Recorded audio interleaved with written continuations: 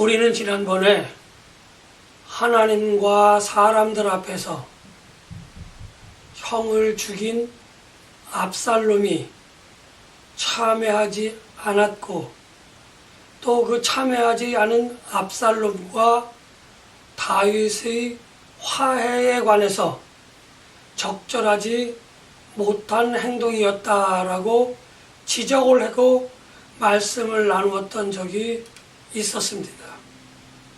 물론 다윗의 범죄, 우리아의 아내 밧세바에 대한 그러한 범죄는 하나님께서 나단 선지자를 통하여 격하게 꾸중하셨고, 다윗은 그것에 대해서 하나님 앞에서, 사람들 앞에서 참회를 하였습니다. 그러나 참회한 것으로 끝나지 아니하시고 하나님께서는 다윗을 징계하셨습니다. 그 징계의 첫 번째는 가정사, 다시 말하면 다윗의 잘못에 관해서는, 압살롬을 받아들인 다윗의 잘못에 관해서는 하나님께서 그 가정의 범위 내에서 그것을 징계를 가볍게 하셨다는 겁니다. 그런데 하나님께서는 다윗에 대한 징계가 그것으로 끝나지 아니할 것이다, 나단 선지자를 통해서 더 큰 징계가 있을 것이다 라고 말씀을 하셨던 겁니다. 그 징계의 단초가 압살롬이 화해를 해서 예루살렘에 돌아온 것에서부터 시작되어지는데, 이제 압살롬은 다윗을 징계하기 위한 도구로 사용되어지는 한편, 자기 자신이 그 범죄에, 그 징계에 주축이 되어지는 그러한 일을 시작하게 되어집니다. 다시 말씀드리면 우리가 다 알고 있는 것처럼 압살롬의 반란의 준비가 시작되고 있었다고 하는 겁니다.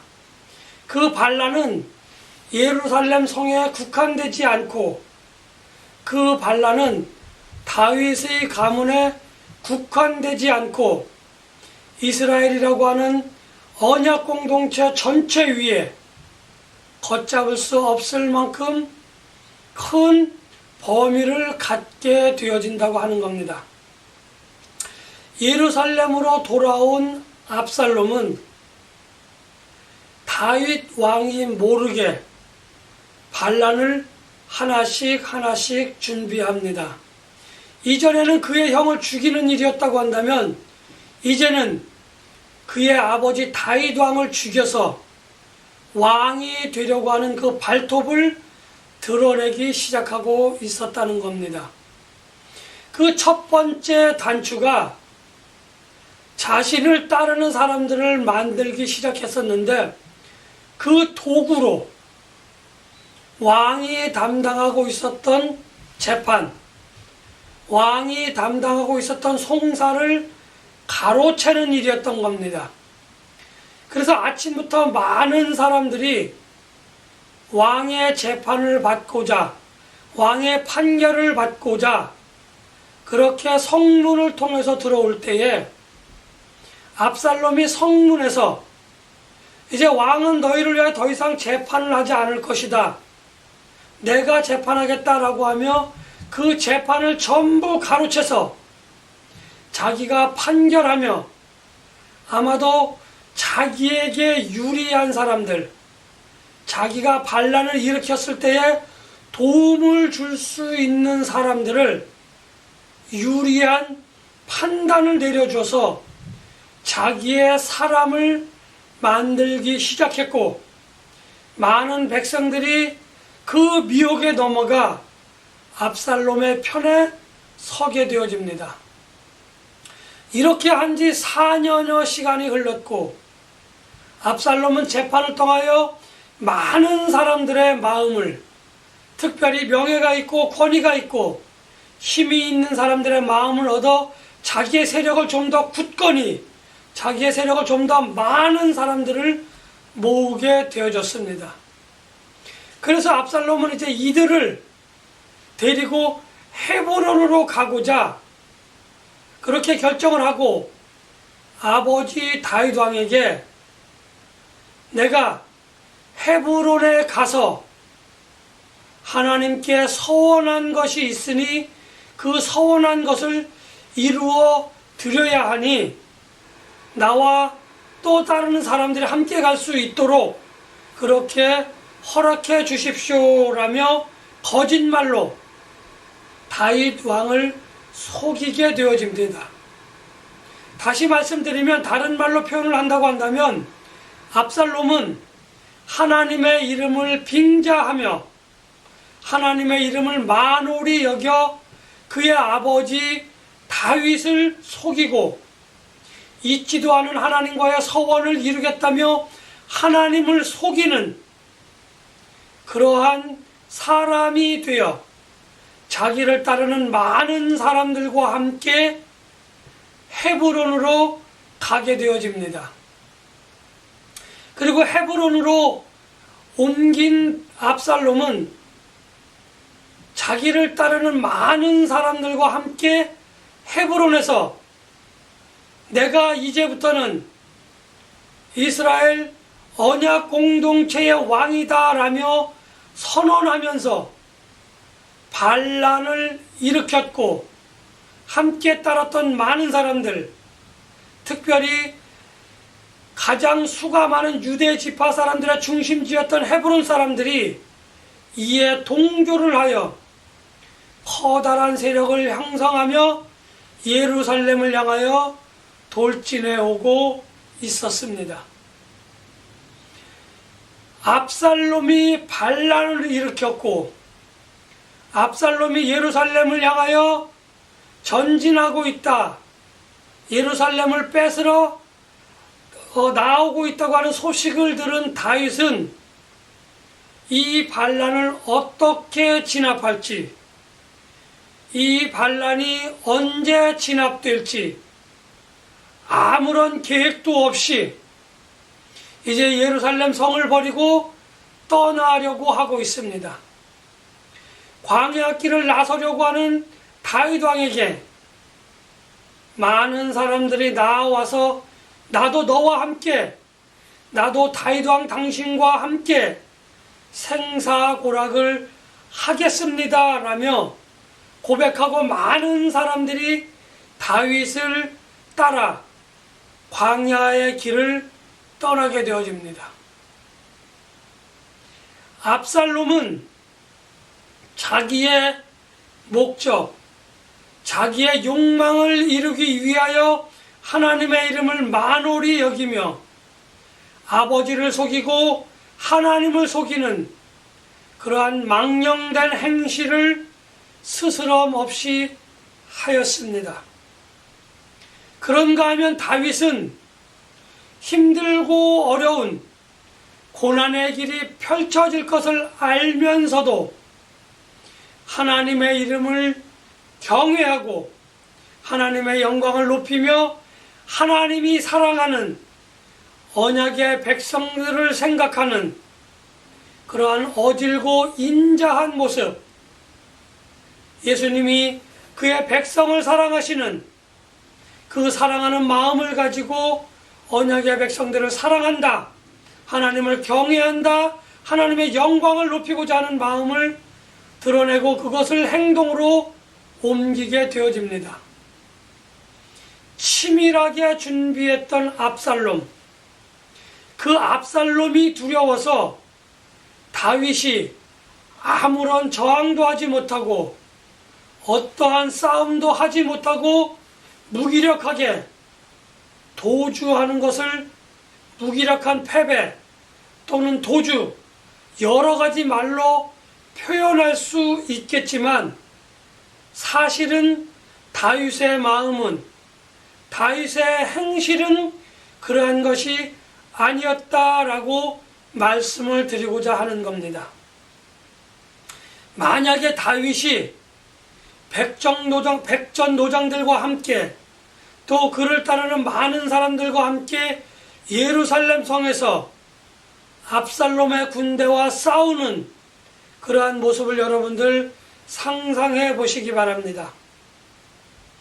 만약에 예루살렘 성이 함락이 되어진다고 한다면 다윗에게 동조했던 많은 사람들이 죽임을 당할 수밖에 없는 겁니다.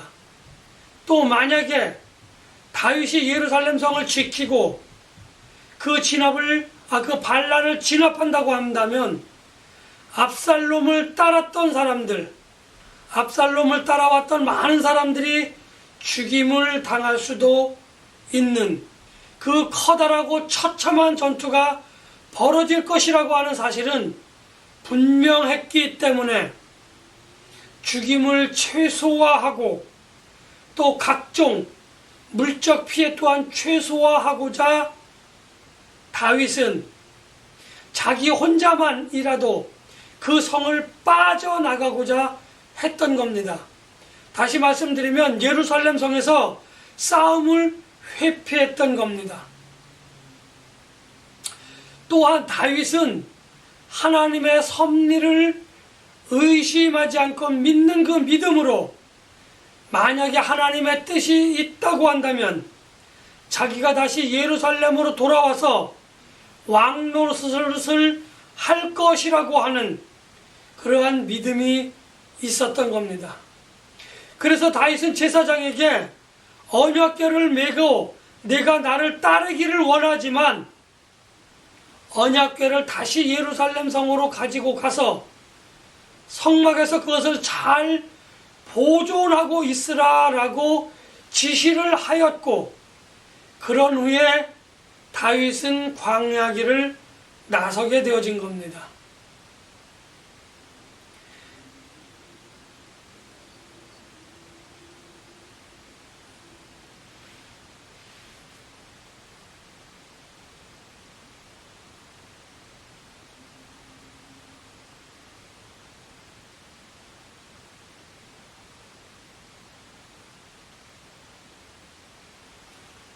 결국 반란을 일으켜 왕이 되고자 했던 압살롬은 하나님을 만홀히 여기는 그러한 말과 생각과 행동 때문에 파멸하게 되어집니다.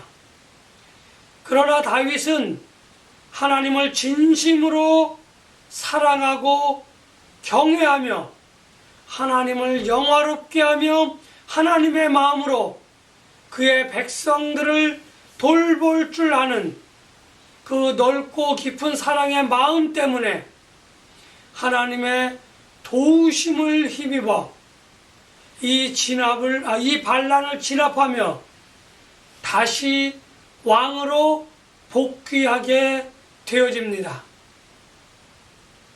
사람들이라고 한다면 그 사람이 신앙인이든 아니든지 간에 누구라도 살면서 원하든 원하지 아니하든 또 알면서 또는 모르면서 고난을 당할 때가 많이 있습니다. 고난 없이 신앙생활을 하는 분들이 있는가 하면 어떤 신앙인들은 유독 고난이 많이 있습니다. 물질 때문에 그럴 수도 있고요. 사람과의 관계에서 또 그런 일이 있을 수 있습니다. 그러나 그 고난이 주는 의미를 저는 오늘 압살롬과 다윗의 생각과 말하는 것과 행동하는 것을 통하여 자기 자신의 모습을 돌아보고자 합니다. 어떤 측면에서 그것을 돌아보고자 하느냐 하면 이 고난이 내게 유익한가 무익한가 하는 것을 따져보자고 하는 것인데, 그것을 좀 더 자세히 이야기하고자 한다고 한다면 이 고난이 어떤 신앙인, 그게 제가 될 수도 있고요, 그게 오늘 말씀을 듣는 여러분들이 될 수도 있습니다. 그 사람이 하나님을 경외하는 사람인지, 하나님을 영화롭게 하는 사람인지, 하나님을 만홀히 여기는 사람인지 알 수 있는, 그것을 갈라주는 좋은 기준의 고난이라고 하는 것은 분명합니다. 압살롬을 따랐던 사람들은 참으로 많습니다. 특별히 압살롬이 헤브론으로 옮겨가서 왕으로 선포한 것에는 특별한 이유가 있는데, 사실 언약의 백성들의 정치적, 종교적 중심지는 최대 지파인 유다 지파의 중심지였던 헤브론이었습니다. 그런데 다윗 왕은 이 헤브론 땅을 버려두고 예루살렘으로 수도를 옮겨서 천도를 하였던 겁니다. 이것을 압살롬은 잘 알고 있었다는 거죠. 그래서 최대 지파인 유다 지파가 다윗에게 불평을 하며 불만이 크고 불만이 많았다고 하는 것을 잘 알고 있는 압살롬은 이 유다 지파를 자기에게 끌어들이기 위해서, 자기 편으로 만들기 위해서 자기가 예루살렘에서 헤브론으로 옮겨가서 여기가 다시 정치적 중심지가 되었다. 그리고 내가 예루살렘에 가서 성막을 옮겨와서 이전처럼 종교적인 중심지, 정치적인 중심지라는 것을 확인시켜주고 그렇게 만들어주겠다고 하는 감언이설로 유다 백성들을 유혹했고, 거기에 유다 지파들은 미혹되어졌다고 하는 겁니다. 유다 지파 사람들은 야호! 이제 우리가 이전의 영광을 되찾는구나. 야, 이제는 우리가 예전처럼 떵떵거리며 살 수 있겠구나 라고 하는 자기들의 욕망이 있었던 겁니다.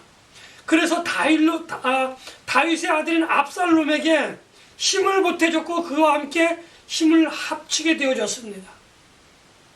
그런가 하면 다윗은 자기를 따르고자 하는, 적지는 않지만 그래도 압살롬에 비하면 소수의 사람들과 함께 피난길, 다른 말로 이야기하면 광야 길을 나서서 오늘은 여기 내일은 저기 정처 없이 떠돌아다니는 그러한 피난을 피하는 삶을 살게 되어집니다.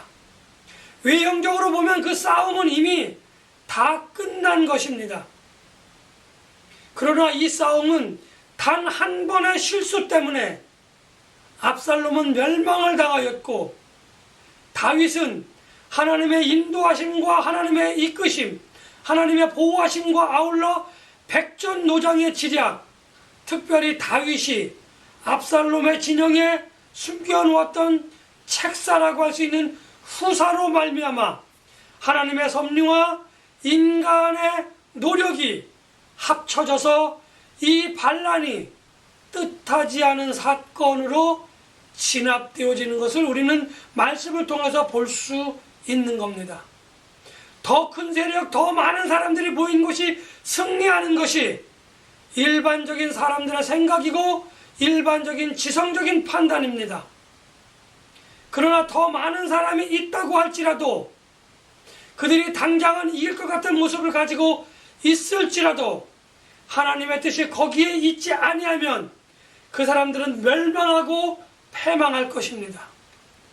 그런가 하면 비록 적은 수가 모인다 할지라도 하나님의 이름을 경외하며 하나님의 영광을 높이기를 원하는 사람들, 하나님의 마음을 가지고 사람들과 함께 하고자 했던 그 사람들은 하나님의 섭리와 사람의 노력이 합쳐져서 승리하고 영화로운 삶을 살 수밖에 없다고 하는 것이 오늘 제가 여러분들에게 드리고자 하는, 하나님이 저에게, 하나님이 여러분들에게 주시는 교훈이다, 이렇게 말씀드리겠습니다.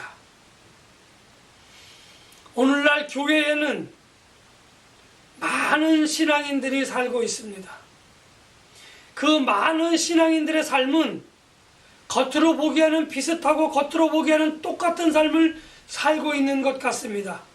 겉으로 보기에는 똑같이 예배를 드리고 똑같이 기도하며 똑같이 찬송하며 똑같이 말씀을 읽으며 그렇게 살고 있습니다. 그런데 내가 생각하고 말하고 행동하는 그것이 나의 만족, 나의 욕심, 나의 명예, 나의 권위를 위한 것이라고 한다면 그 사람의 삶은 압살롬과 같은 삶이 되어질 수 있습니다. 겉으로 보기에는 참으로 멋있어 보입니다. 겉으로 보기에는 엄숙하고 거룩하고 경건해 보일 수 있습니다. 그러나 그 내면의 세계를 살펴보면 거기에는 하나님이 없다고 하는 겁니다. 하나님이 계시지 않다고 하는 겁니다. 그런가 하면 비록 초라한 모습을 가지고 나름대로 열심히 하나님의 섭리를 믿고 따르고자 하는 그 어떤 사람들에게 있어서는 하나님이 인도하시고 하나님이 보호해 주시고 또 그 사람의 노력과 그 사람의 의지가 하나님이 기쁘시게 받아주셔서 그 외형은, 그 모양은 비록 작고 초라해 보일지 몰라도 하나님이 거기에 함께 계시다고 한다면 알곡과 가라지를 나눌 때에 어떤 사람은 버려짐을 받을 것이고 어떤 사람은 천국 창고에 알곡으로 받아들여질 수 있다고 하는 삶을 우리가 살고 있는 겁니다. 제가 어떠한 삶을 살고 있는지 저는 잘 알 수 없습니다. 여러분들이 어떠한 삶을 살고 있는지 저는 잘 알 수 없습니다. 그러나 내게 닥쳐오는 고난, 아니 내가 지금 신앙생활하고 있는 이것이 하나님의 영광을 위한 것인가, 나의 만족을 위한 것인가, 하나님의 이름을 경외하는 삶인가, 나의 욕심을 채우는 삶인가 하는 것을 한번 돌아보아야 합니다. 어떤 이들의 삶은 압살롬과 같은 삶을 살 수도 있습니다. 그런가 하면 어떤 이들의 삶은 다윗의 삶을 사시는 분들도 있다고 하는 겁니다. 때로는 어렵고 힘든 삶이 내 앞에, 내 주변에, 우리 자녀에게, 나에게 그렇게 전개되어질 수 있습니다. 그 고난을 통하여 자기의 신앙을 점검하고 그 고난을 통하여 내가 하나님을 경외하는지 하나님을 만으로 여기는지를 점검해 보시고 오늘 이후로부터는 고난을 통하여 하나님의 이름을 영화롭게 하며 하나님을 경외할 줄 아는 신앙인이 되시는 그러한 저와 여러분들이 되시기를, 그러한 우리 모두가 되시기를 예수님의 이름으로 간절히 축복하며 기원합니다.